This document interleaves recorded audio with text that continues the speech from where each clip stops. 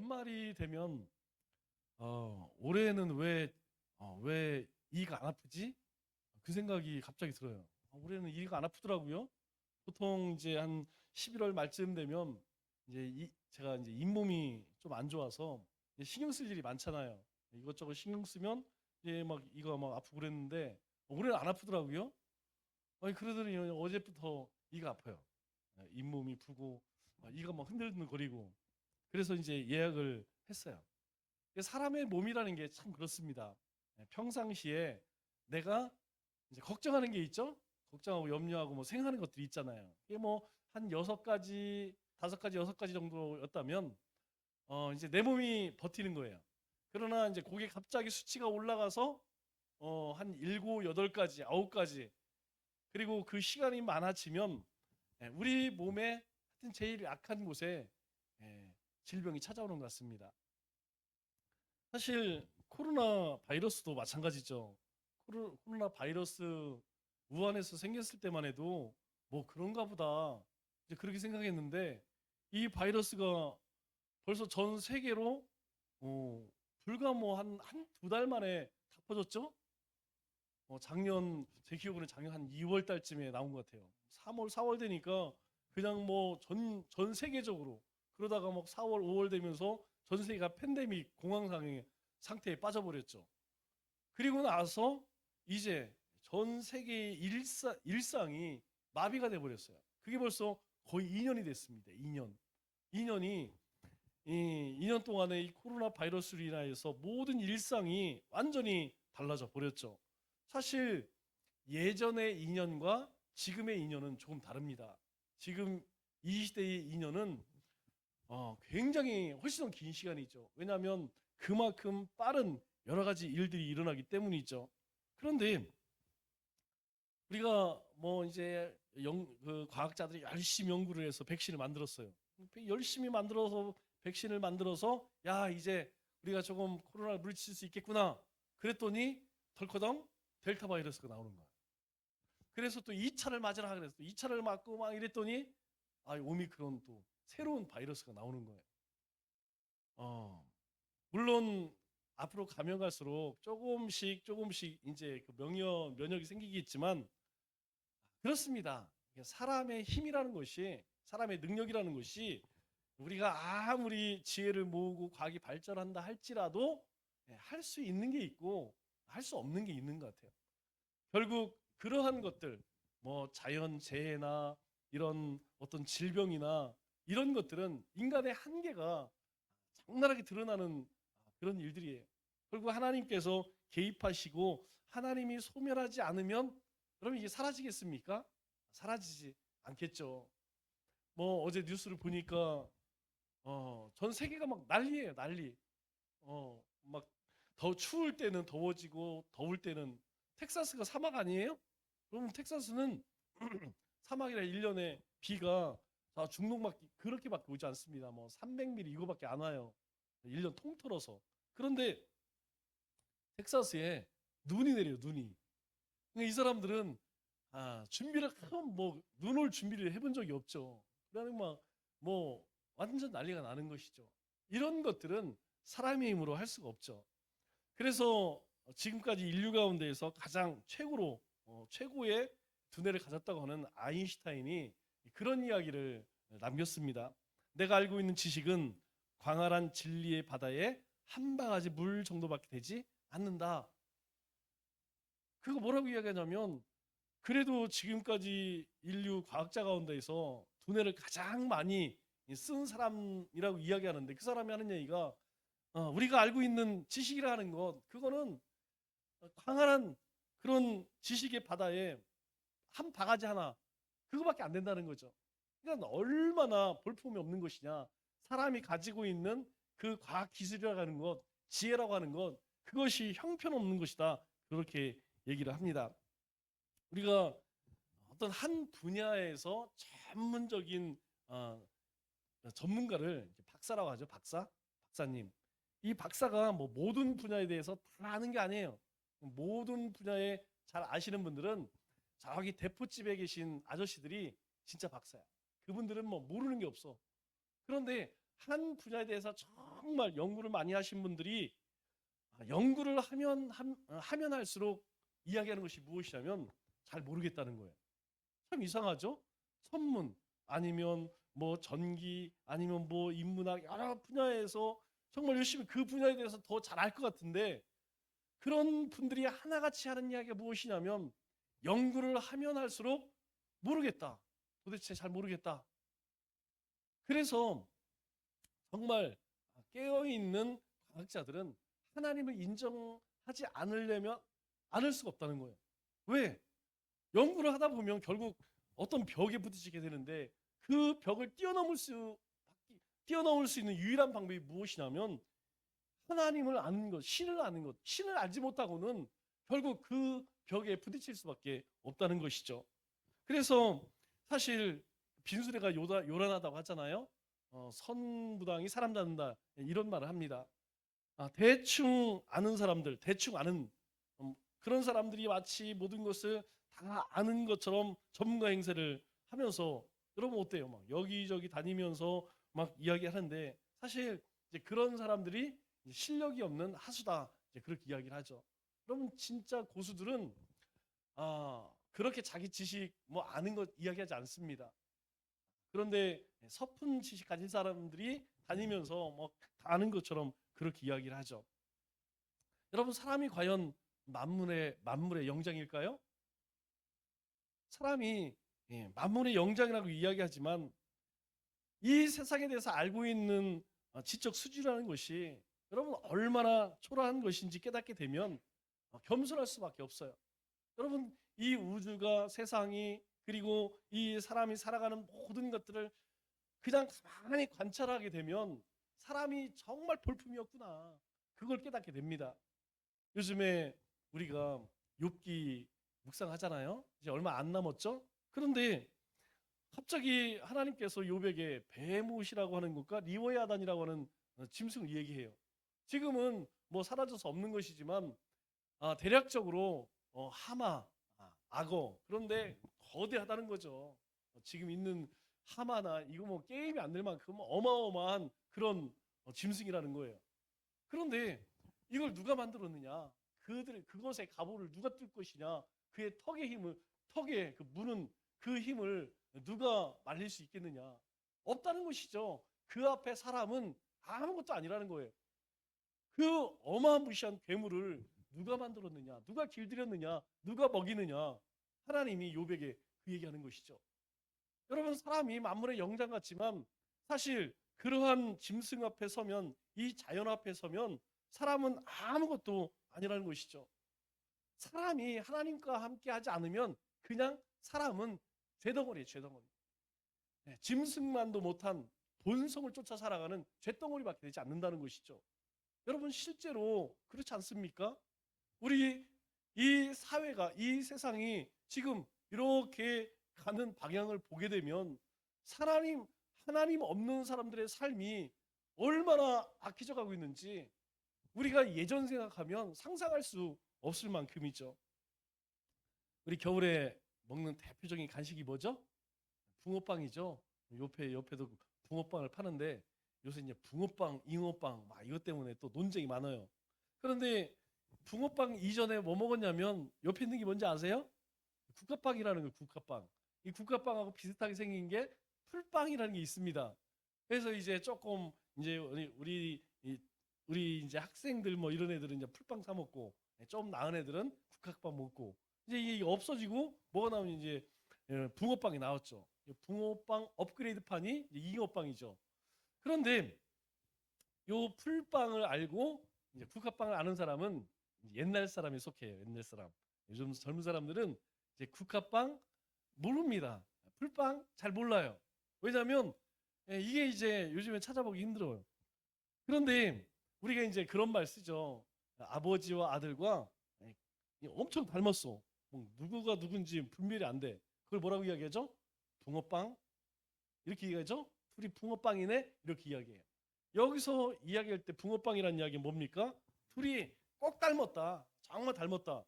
그런데 희한한 게 닮았어요, 진짜. 지금은 아빠가 나이가 좀 먹어서 그런데 나이를 돌려서 우리 아빠의 젊은 시절 내 또래의 그 사진을 보면 정말 똑같아요. 그런데 더 놀라운 거는 여러분 목소리도 마찬가지입니다. 목소리도 내 목소리는 나는 아니라고 하지만 내 목소리하고 아버지의 목소리 이렇게 돌려보면요 거의 유사해요. 거의 비슷해요. 또 형제들 간에도 마찬가지입니다. 쟤하고 나하고 동생하고 목소리가 별로 안 똑같은 것 같아 나는. 그런데 실제로는요 다른 사람이 듣기에는 정말 유사하다 그렇게 이야기하는 경우가 많죠. 우리는 하나님의 자녀입니다. 그렇기 때문에 우리는 하나님과 붕어빵이라 이야기할 수 있죠. 그러니까 우리가 하나님의 자녀니까 우리는 당연히 하나님의 성품이 우리 가운데에 드러난다는 거예요. 왜냐하면 사도 바울이 뭐라고 이야기하냐면 그렇게 이야기합니다. 우리는 모든 하나님의 피조물 가운데에서 유일하게 하나님의 크신 사랑을 받은 사람이라는 거예요. 하나님의 사랑을 받았대요. 그래서 우리는 하나님과 꼭 닮은 존재다 그렇게 이야기합니다. 그래서 오직 사람만이 하나님을 찬송하고 하나님을 예배한다는 거예요. 여러분 이게 굉장히 중요하다는 거예요. 왜 사람들은 예배 오지 않을까? 왜 사람들은 헌신하지 않을까? 왜 하나님을 찬송하지 않을까? 되게 이상하죠. 왜 이상하냐면 하나님과 점점점 닮아가면 우리의 삶에서 하나님이 기뻐하는 일들이 자꾸 드러나는 것이고 하나님과 관계가 점점점 멀어지면 하나님이 기뻐하시는 일로부터 점점점 멀어지죠. 그래서 사도 바울이 에베소 성도들에게 에베소의 가장 큰 문제가 사실 음행 문제예요. 우상 숭배와 음행 문제. 이거랑 함께 가는 거라고 이야기했죠. 정말 엄청납니다. 가보면 도시도 엄청나고 그들 생활 이 방식이 지금 보면 2000년 전에 어떻게 그렇게 살았는지 이해가 안 갈 정도예요. 그런 이 에베소 성도들이 자꾸 세상을 닮아가니까 사도 바울이 에베소 성도들에게 편지를 쓰면서 너희가 하나님의 사랑을 받은 자들인데 너희가 하나님을 본받아야지 예수 그리스도를 본받는 삶을 살아야지 왜 자꾸 세상을 쫓아가냐 그렇게 이야기를 하죠. 그러면서 예수님을 본받는다는 것 하나님을 본받는 삶은 무엇이냐 바로 사랑과 희생과 그리고 용서하는 것이다 그렇게 구체적으로 이야기를 합니다. 여러분 더러운 샘에서 깨끗한 물이 나올 수 있을까요? 없죠. 더러운 마음에서 거룩한 삶이 나올까요? 불가능합니다. 여러분 더러운 샘물에서 어떻게 제가 가끔 아프리카 이거 보면 정말 충격적이에요.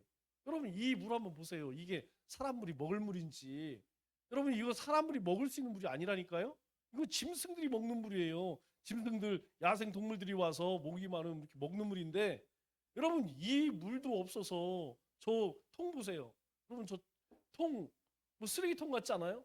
저거를 2시간 3시간씩 걸어와서 저 물을 마시고 저 물을 퍼서 가서 저것도 없어갖고 여러분 더러운 샘에서는 절대로 깨끗한 물이 나올 수 없다는 거죠.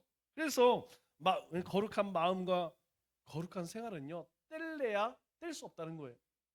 여러분 우리 마음이 더러운데 거룩한 생활할 수 있다? 안 됩니다. 우리의 심령이 거룩해져야 하나님을 닮아가야 우리의 마음이 거룩해지고 마음이 거룩해져야 우리의 생활도 거룩해지는 것이죠. 그래서 거룩한 생활을 하기 위해서 먼저 해야 할 일이 뭐냐면 우리의 마음을 깨끗하게 하고 거룩하게 하는 것. 버릴 것은 빨리 내어버리고 지킬 것은 지켜야 하는 것. 이게 중요하다는 거예요. 여러분들이 우리가 꼭 기억할 것이 무엇이냐면 악한 것을 멀리하는 것. 여러분 이건 굉장히 힘듭니다. 왜냐하면 우리 본성이기 때문에 이걸 떨쳐버리기가 어렵다는 거예요. 그렇게는 신앙생활이 대단히 어렵습니다. 내가 이것도 하지 말고 저것도 하지 말고 여러분 이거 안 됩니다. 이건 욕망이기 때문에 안 되는 거예요. 그런데 이거를 멀리할 수 있는 아주 좋은 방법이 무엇이냐면 하나님을 가까이 하는 거예요. 여러분 하나님을 가까이 하지 않으면 뭐가 자꾸 쫓아다니냐면 세상 것 쫓아다닌다니까요. 내가 하나님께 예배하고 찬송하고 그리고 기도하고 여러분 이러한 삶을 살면 내 삶의 악한 것들 그게요 저절로 멀리 된다니까요. 그런데 하나님과 가까이 하는 것을 가까이 하지 않으면 자꾸 뭘 쫓아가냐면 세상 것을 쫓아간다. 이게 우리 건강 이야기했죠. 좋은 거 자꾸 우리가 좋은 거 먹으려고 여기저기 쫓아다닐 것이 아니고 어떻게 하라고요? 나쁜 것. 우리가 하나님과 가까이 하면 하나님이 기뻐하지 않는 것들은 당연히 멀리하게 됩니다. 왜? 우리의 몸이, 우리의 영이 거부하게 돼 있어요. 악한 이야기를 하고, 그리고 악한 짓을 하고, 거짓, 속임, 이런 것들이 우리 가운데에 유혹될 때예요. 내가 하나님과 가까이 하면 그런 것들이요 굉장히 싫어집니다. 그런데 하나님과 가깝지 않잖아요. 그것들이 아무렇지도 않다니까요. 그래서 우리가 예수님으로 인하여서 거룩하게 된 이것을, 이 거룩함을 잘 지킬 수 있어야 된다는 거예요. 그러면 거룩한 생활은 어떻게 된다고요? 저절로 된다는 것이죠. 그러면 하나님을 본받아서 예수 안에서 사는 삶은 어떤 삶이라고 이야기합니까? 3절 말씀을 보니까 이렇게 이야기해요. 음행과 더러움과 탐욕, 이것은 이름조차 부르지 마. 이렇게 우리가 주님으로 인하여서 거룩하게 되었다면 너희 삶 가운데 정결한 삶은 이것이다, 이렇게 이야기합니다. 여러분, 첫째는 정결한 삶이 있어야 된다는 거예요. 순결한 삶이 있어야 된다는 거예요. 그래서 너희가 이 세 가지를 멀리해야 된다는 거예요. 이건 이름조차 부르지 말라는 거예요. 왜냐하면 이것은 항상 우리 주변 내 삶에 가까이 있다는 거예요. 여러분, 이 더러운 것 앞에 뭐가 붙었어요? 온갖. 여러분, 우리가 이 교회 문 밖을 나가는 순간부터 온갖 더러운 것들이 우리 주변에 다 포진되어 있다는 거예요.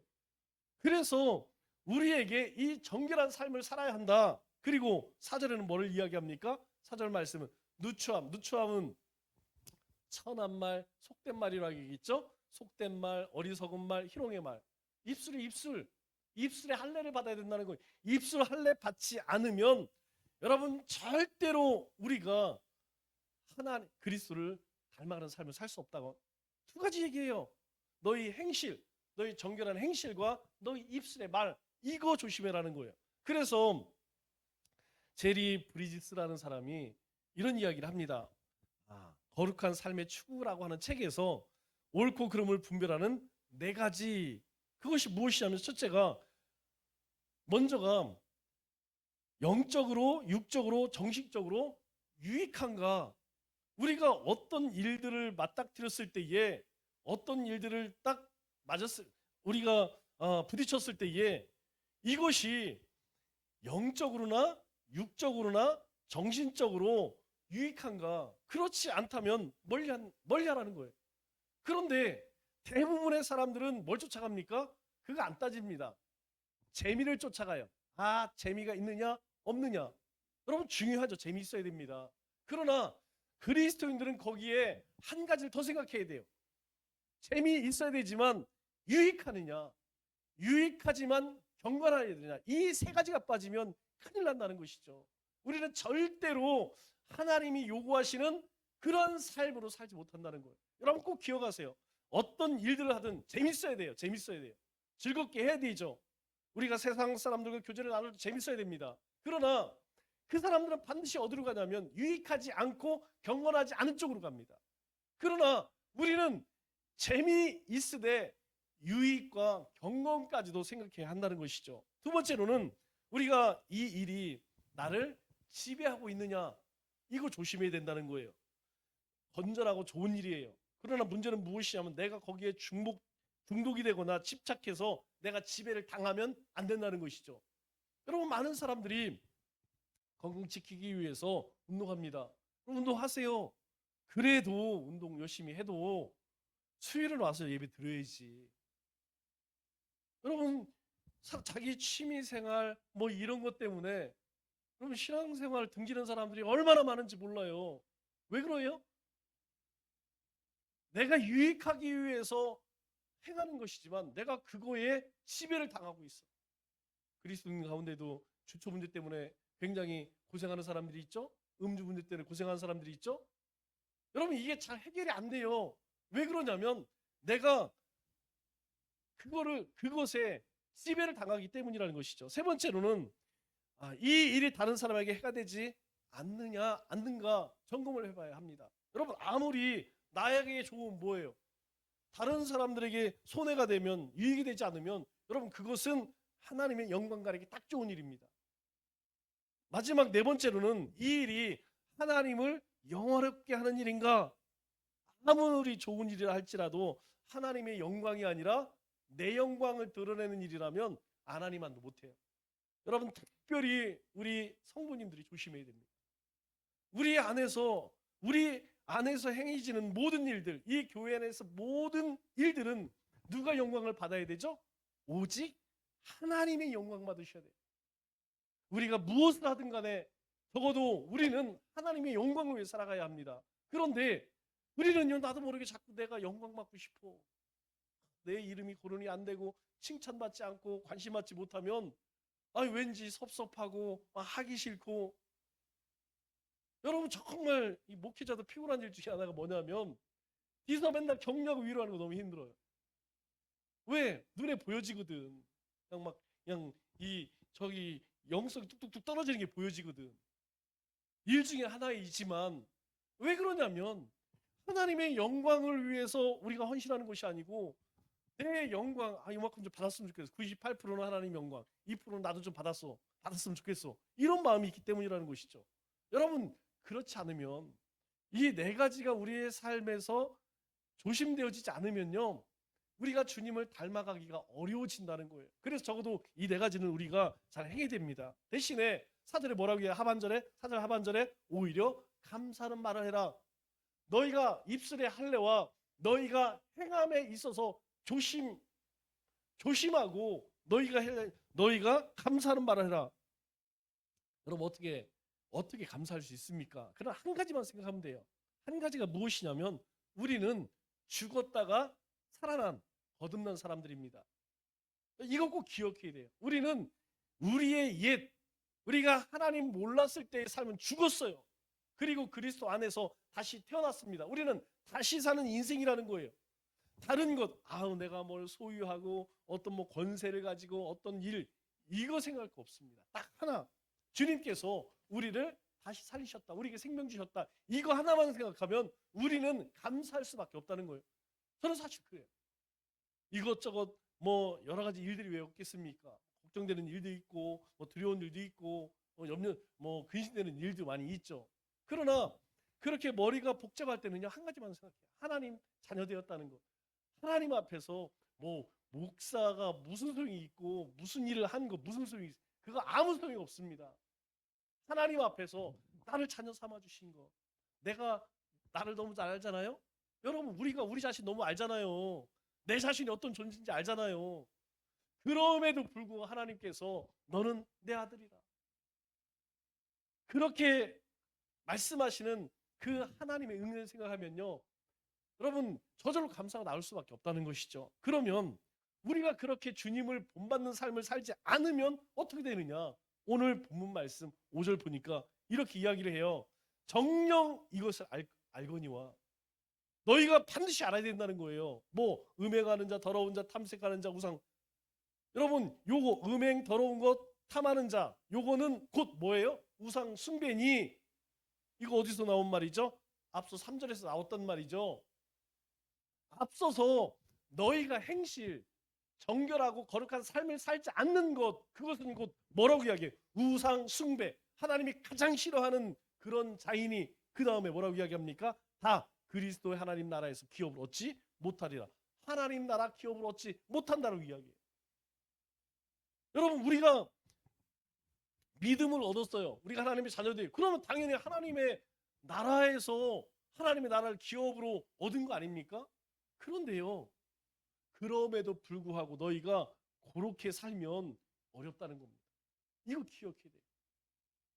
반드시 우리의 삶에 이 행함과 입술의 할례는 같이 우리의 삶에서 드러나야 된다는 거. 왜? 그것이 하나님을 본받는 사람의 삶이기 때문에 조심해야 된다는 것이죠. 또 6절에 뭐라고 이야기합니까? 누구든지 헛된 말을 4절 또 6절 말씀을 보니까 누구든지 헛된 말로 너희를 속이지 못하게 하라. 여기 뭐가 나옵니까? 헛된 말. 앞서 나왔죠? 누추한 말, 그리고 어리석은 말, 희롱하는 말. 여러분 이것으로 너희 스스로 속이지 말라는 거예요. 왜? 이로 말미암아. 이 말이 중요한 거예요. 이로 말미암아. 사절에서 이야기했던 그렇게 너희가 말로써 그렇게 유익을 끼치지 못하면 그것으로 인하여서 하나님의 진노가 불순종의 아들들에게 임하나 불순종의 아들들이 된다는 거예요. 우리가 그런 삶을 살면 우리의 행함도 없고 우리 입술 가운데서 어리석고 미련하고 천박하고 희롱하는 음담패설 이런 말들을 쏟아부으게 되면 너희가 불순종의 아들이 되어서 어떻게 해요? 하나님의 진노가 임할 수밖에 없다는 것이죠. 우리의 삶은 하나님 뭐라고 말씀하셨어요? 축복하겠다는 거예요. 하나님은 하나님의 백성들에게, 우리도 그렇지 않습니까? 우리의 자녀들이 아무리 잘못해도 부모는 자녀들에게 베풀고 싶어요. 하나님도 같은 마음이라니까요. 그런데 너희가 이로 말미암아 헛된 말, 앞서서 얘기하는 그것 행하지 않으면, 너희 입술이 할례되지 않으면 주님이 말씀하신 것처럼 어찌 한 샘에서 쓴물과 단물을 함께 낼 수 있느냐? 그럴 수 없다는 거예요. 우리가 우리 안에 하나님이 계시면 우리 안에서 우리 입술 가운데 악한 것과 선한 것이 같이 나올 수 없다는 것이죠. 만일 그것이 나오게 된다고 하면 하나님의 진노가 너희 가운데 임한다는 거예요. 너희가 그거 알라는 것입니다. 또 7절에 뭐라고요? 그러므로, 여기서 그러므로는 두 가지 이야기하는 것입니다. 행함이 없는 자, 거룩함이 없는 자와 거룩하지 않은 말을 하는 자들, 그것을 하게 되면 그들과 함께하는 자가 되지 말라. 그들과 함께하지 마. 여러분, 함께하지 말라는 의미는 뭡니까? 바로 멍에를 같이 매지 말라는 거예요. 여러분, 멍에가 뭐예요? 이 멍에 아닙니까? 여러분, 이 소 두 마리가 멍에에 묶여지면 꼼짝달싹하지 못한다니까요. 왜 우리가 거룩해져야 하느냐? 내가 거룩하지 않으면요, 내 옆에 거룩한 사람이 오지 않는다니까요. 여러분, 내가 아무렇게나 막 살아보세요. 내가 하나님이 기뻐하지 않는 삶을 살면 내 주위에 그런 사람들만 달라붙어요. 그런데 내가 거룩하고 하나님이 기뻐하시는 삶을 추구하잖아요. 그러면 내 주위에는 그런 사람들만 모입니다. 우리 코 낀다고 그랬죠? 아마 낚시를 한번 해보신 분들은 알 거예요. 여러분, 낚싯바늘이 이게 얼마나 무서우냐면 그냥 이렇게 돼 있는 게 아니에요. 이렇게 돼 있어 안쪽에 이렇게 하나가 더 나 있어요. 한번 딱 걸리면요, 빠지지가 않는다니까요. 그렇게 무섭다는 거예요.